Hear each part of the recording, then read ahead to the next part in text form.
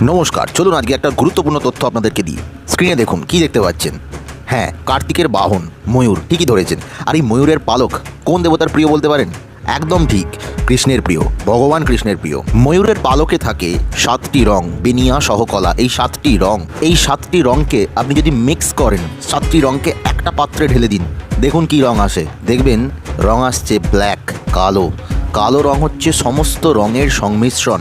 তাই কৃষ্ণ, শ্রী ভগবান কৃষ্ণের গায়ের রং কালো এবং তার ময়ূরের পালক এত পছন্দের। এর পেছনের পৌরাণিক কাহিনী অন্য কোনো একদিন বলবো। তবে এই ময়ূরের পালক, যে সমস্ত শিক্ষার্থী তাদের পড়াশোনায় মনোযোগী হতে পারছেন না, তাদের বাবা মা চিন্তিত, ছেলে বা মেয়ের বইয়ের ভিতরেতে যে বইটা পড়তে সে সবথেকে বেশি ঘেন্না করছে বা তার ভালো লাগছে না, সেই বইয়ের ভেতরে ঢুকিয়ে দিন এই ময়ূরের পালক। এই ময়ূরের পালকের একটা অদ্ভুত অ্যাট্রাক্টিং ক্ষমতা রয়েছে। পুরুষ ময়ূর তার পালক দেখিয়েই অ্যাট্রাক্ট করে স্ত্রী ময়ূর। তাই আপনার সন্তানের মনকে পড়াশোনার দিকে এইভাবে অ্যাট্রাক্ট করান। ধন্যবাদ।